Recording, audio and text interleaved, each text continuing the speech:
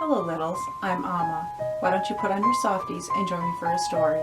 I have my hot chocolate and my storybooks all ready to go. So let's begin.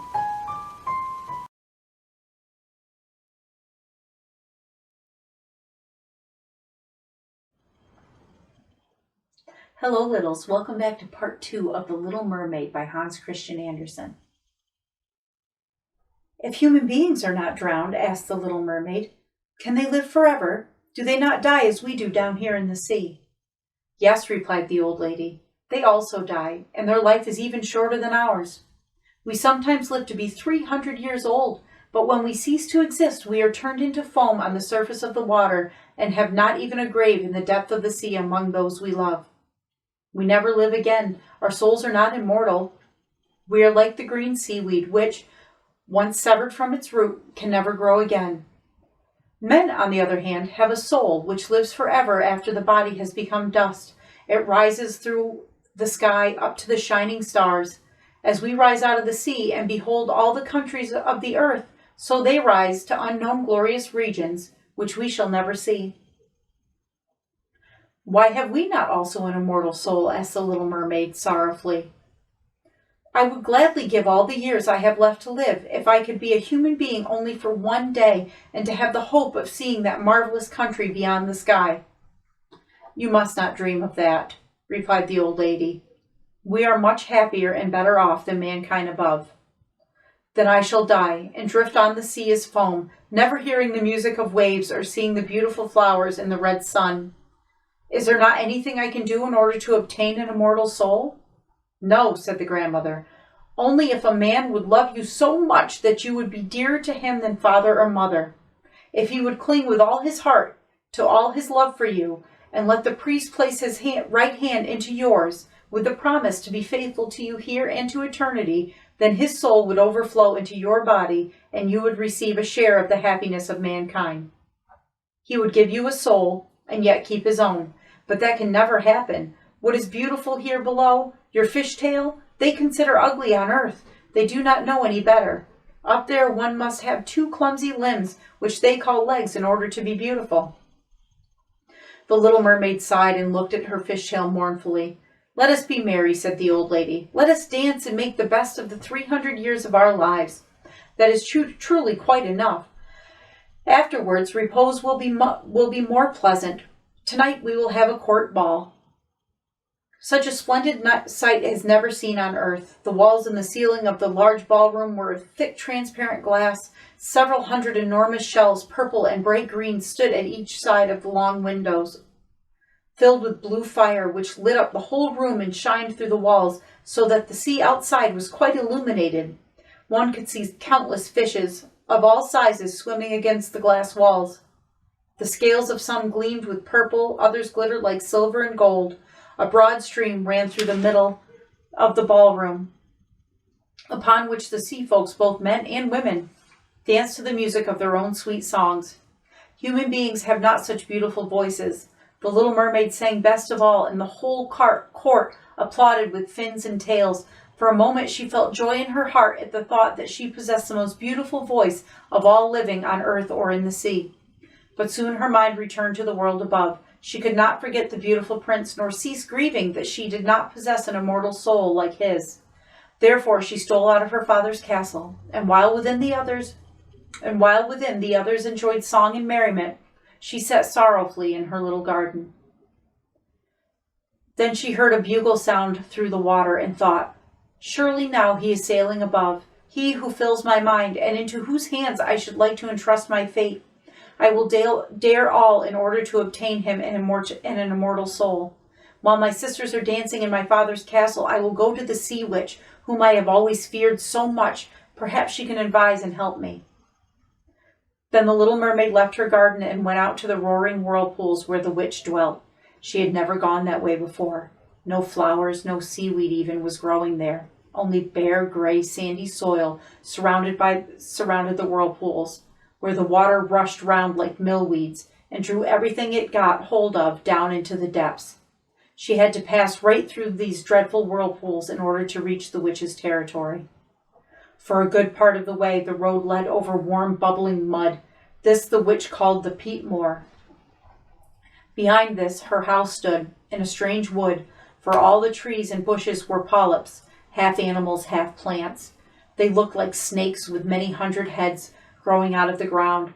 All the branches were slimy arms with fingers like supple worms. Every limb was moving from the root to the highest branch.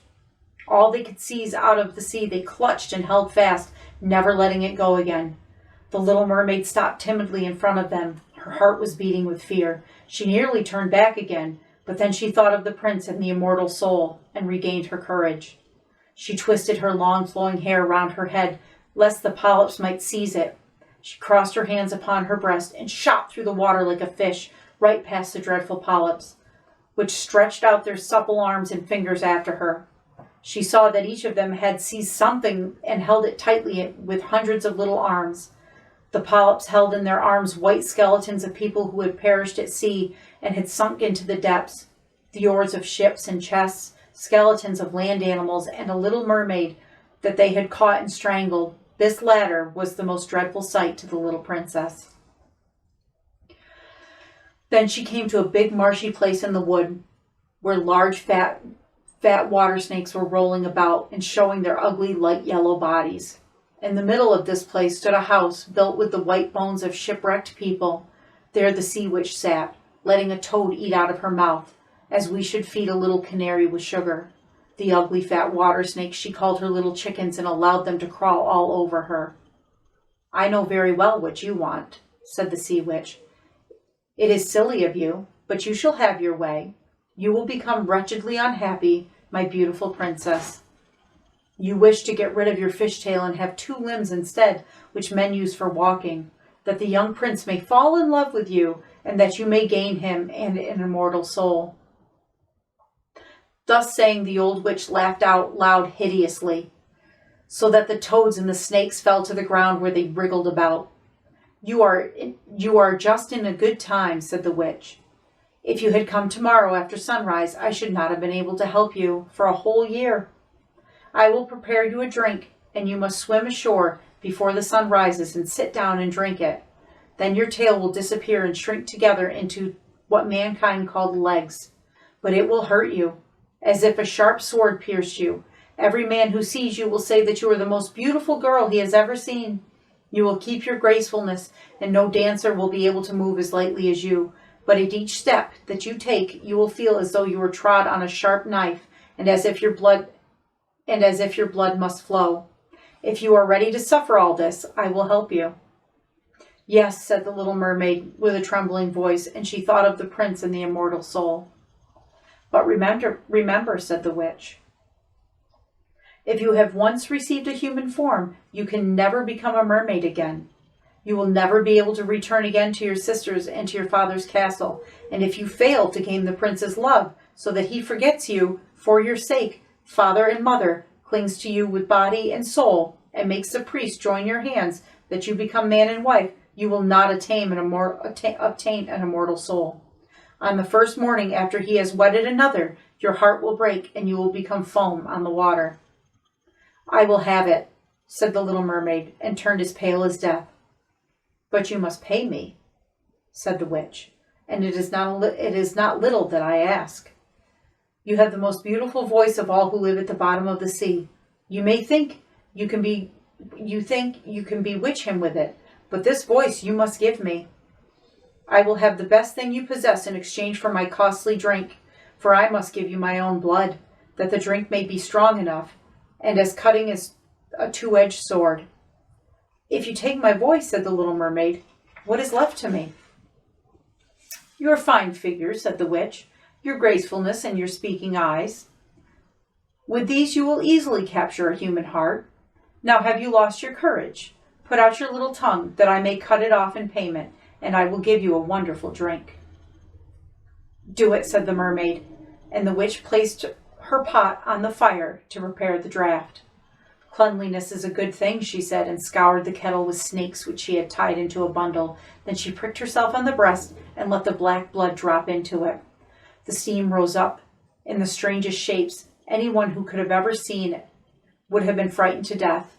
Every moment the witch drew new things into the pot, and when it boiled, the sound was like the weeping of a crocodile. At last the drink was ready, and it looked as clear as water. "There it is," said the witch, and cut the little mermaid's tongue off, so now she was mute and could no longer sing or speak. "If the polyps should seize you when you go back through my wood," said the witch, "you have only to throw one drop of this fluid over them, and their arms and fingers will break into 1,000 pieces." But the little mermaid had no need of it. The polyp shrunk back in fear at the sight of the sparkling drink, which shined in her hand like a glittering star. Then she passed quickly through the wood and the marsh and the roaring whirlpools. She could see her father's castle. The torches in the ballroom were all extinguished. They were all asleep. She dared not go to them. Now she was mute and on the point of leaving them forever. She felt as though her little heart would break.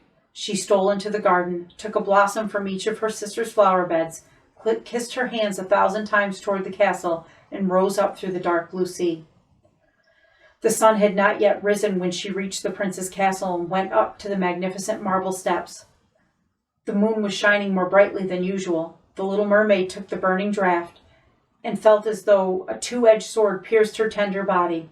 She fainted and lay there as if dead. When the sun rose out of the sea, she awoke and felt a sharp pain. Just before her stood the beautiful young prince.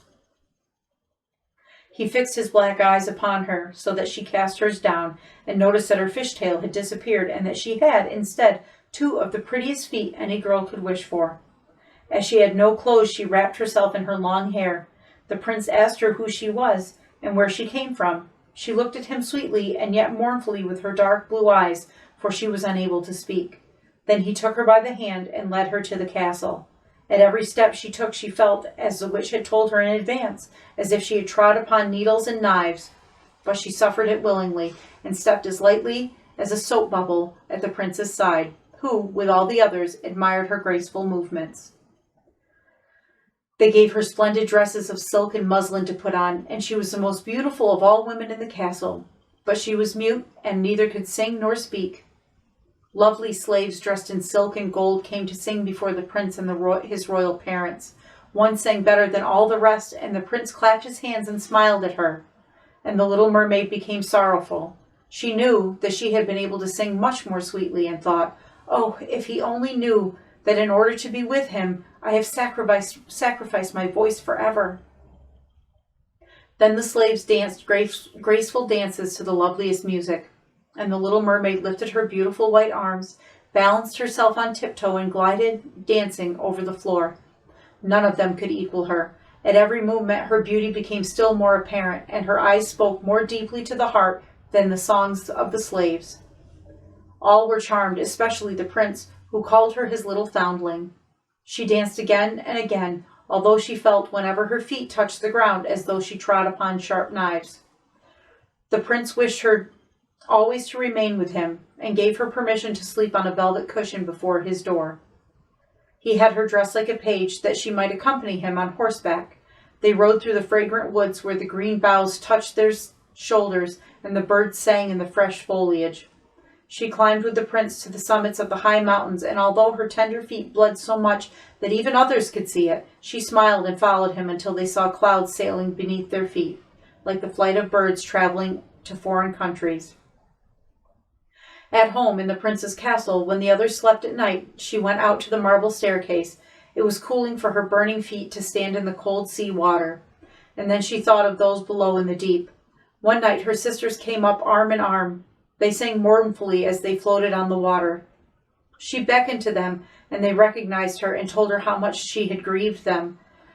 After this she saw them every night, and once she also saw her old grandmother, who had not come up to the surface for many, many years, and the Sea King with his crown on his head. They stretched out their hands toward her, but they did not venture so close to the land as her sisters. The prince cared for her more for her from day to day. He loved her as one would love a dear, good child, but he never gave the least thought of marrying her. And yet she had to become his wife before she could obtain an immortal soul. Otherwise she would turn to foam on the sea the morning after his wedding. "Don't you love me most of all?" the mermaid's eyes seemed to say when the prince took her in his arms and kissed her beautiful forehead. "Yes, I care most for you," he said, "for you have the best heart of them all. You are the most devoted to me and resemble a young girl whom I once saw, but whom I should certainly not find again. I was on board a ship which was wrecked, and the waves washed me ashore near a sacred temple where several young girls officiated. The youngest of them found me on the beach and saved my life. I only saw her twice. She would be the only girl in the world I could love, but you are like her, and you almost efface her likeness from my heart. She belongs to the sacred temple, and therefore my good fortune has sent you to me. Let us never separate." "Alas, he does not know that I have saved his life," thought the little mermaid. "I carried him across the sea towards the woods where the temple stands. I was sitting behind the foam, looking to see if anyone would come to him. I saw the beautiful girl who he loves better than me." She sighed deeply, for she could not weep. "The girl belongs to the sacred temple," he has said. "She will never come out into the world. They will never again meet. But I am near him, and I see him every day. I will care for him, love him, and sacrifice my life for him." But soon the rumor spread that the prince was to marry the beautiful daughter of a neighboring king, and that was why they were equipping a magnificent ship. They say the prince is traveling to see the neighboring king's country, but in reality he goes to see his daughter. A large suite is to accompany him. The little mermaid shook her head and smiled. She knew the prince's thoughts much better than the others. "I must travel," he had said to her. "I must go and see the beautiful princess, for my parents wish it. But they will not compel me to marry her. I cannot love her. She is not like the beautiful girl in the temple, whom you resemble. Should I one day select a bride, I should prefer you, my foundling with the eloquent eyes." And he kissed her ruby lips, and played with her long tresses, and placed his head on her bosom, so that she began to dream of human happiness and an immortal soul. "You are not afraid of the sea, my child," he said to her when they were standing on a stately ship that was to take him to the neighboring king's country. He told her of the storm and of the calm, of the strange fishes in the deep, and the marvelous things the divers had seen there. She smiled at his words, for who knew more about these things at the bottom of the sea than she did? In the moonlight, when all were asleep except the man at the wheel, she sat on board, gazing down into the clear water. Then she imagined she saw her father's castle, and her grandmother with a silver crown on her head, looking up through the violent currents at the ship's keel. Her sisters came up to the surface, looked mournfully at her, and wrung their white hands. She beckoned them, smiled, and wished to tell them that she was comfortable and happy, but a sailor boy approached her, and her sisters dived under, so that he thought the white objects he had seen were foam on the surface of the water. The next morning the ship arrived in the harbor of the neighboring king's splendid city. All the church bells were merrily pealing, trumpets were sounding from the high towers, while the soldiers paraded with colors flying and bayonets glittering. Every day another festivity took place. Balls and entertainments followed one another, but the princess had not yet come. They said she was being educated in a sacred temple far away, where she was learning every royal virtue. At last she arrived. The little mermaid was anxious to see her beauty, and did not fail to acknowledge it when she saw her. She had never seen a lovelier being. Her complexion was clear and delicate, and behind dark lashes smiled a pair of dark blue, faithful-looking eyes. "You are she who saved me when I was lying like a dead body on the beach," said the prince, and he pressed his blushing bride to his heart.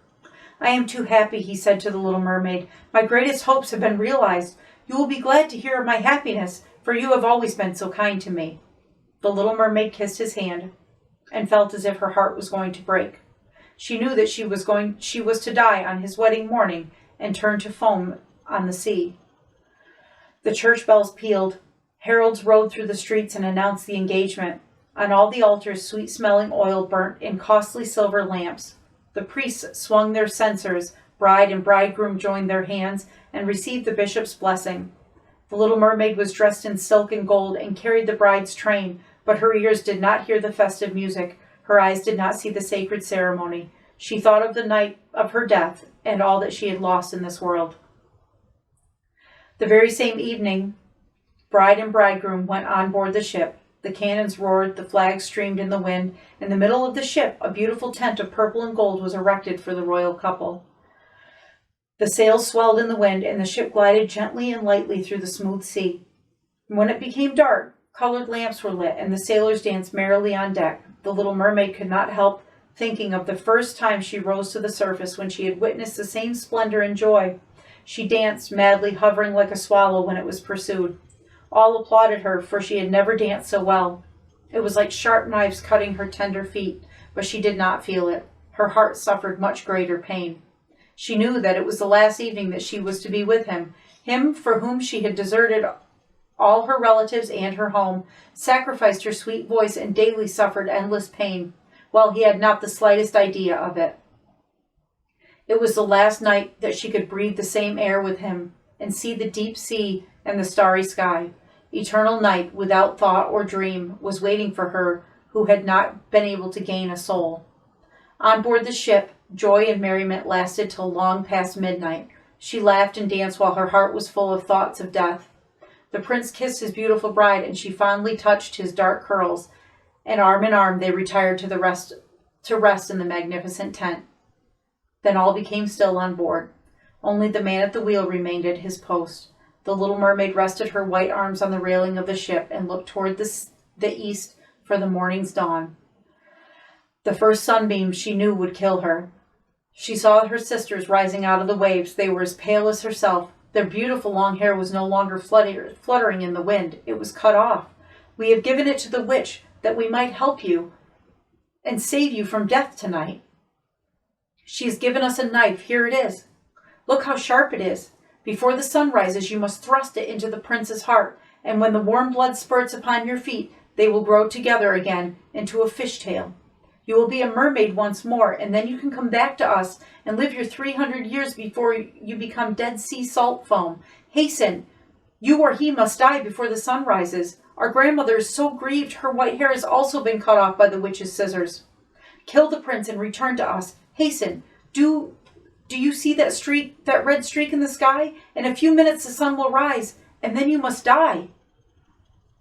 Then they heaved a mournful sigh and disappeared in the waves. The little mermaid drew back the purple curtain at the door of the tent and saw the beautiful bride lying with her head on the prince's breast. She bent down and kissed his forehead and looked up at the sky where daybreak was approaching. Then she looked at this sharp knife and again at the prince, who murmured his bride's name in his dreams. Only she was in his thoughts, and the knife trembled in the little mermaid's hands. Suddenly she threw it far out to the sea. Where it fell, the waves looked red, and it seemed as if drops of blood were spurting up out of the water.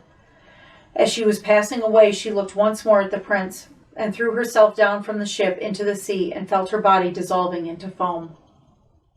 The sun rose out of the sea, and his rays fell with gentleness and warmth upon the cold sea foam. The little mermaid felt no pain of death. She saw the bright sun, and above her were hovering hundreds of transparent beings. Their language was melodious, but so ethereal that no human ear could hear them, and no earthly eye could see them. They were lighter than air, and floated about in it without wings. The little mermaid noticed that she had a body like theirs, which rose higher and higher out of the foam. "Where am I coming to?" she asked, as her voice sounded like that of the other beings, so ethereal that no earthly music could equal it. "To the daughters of the air," replied the others. "The mermaids have no immortal souls, and can never obtain one unless they gain the love of human beings. Their eternal existence depends on another's power. The daughters of the air have no immortal soul either, but they can obtain one for themselves by good actions. We fly to the hot countries where the poisonous vapors kill mankind, and we bring them cool breezes.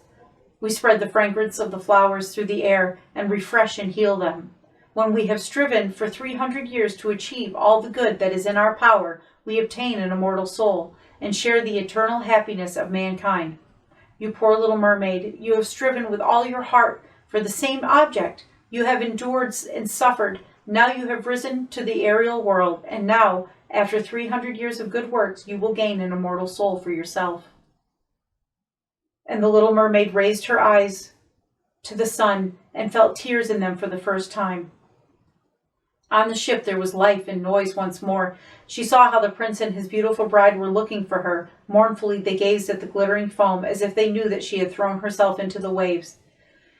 Invisibly she kissed the bride's forehead and caressed the prince. Then she rose with the other children of the air up to the rosy cloud which sailed through the ether.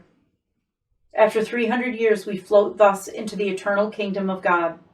But we may get there sooner, whispered one of the daughters of the air. Invisibly we penetrate into the houses of human beings, where they have children, and for every day on which we find a good child that causes its parents joy and deserves their love, God shortens our period of probation. The child does not know when we fly through the room, and if we smile for joy, one of the 300 years is taken off. But if we see a naughty or a wicked child, we must shed tears of sorrow, and every tear augments our period of probation by 1 day. The end.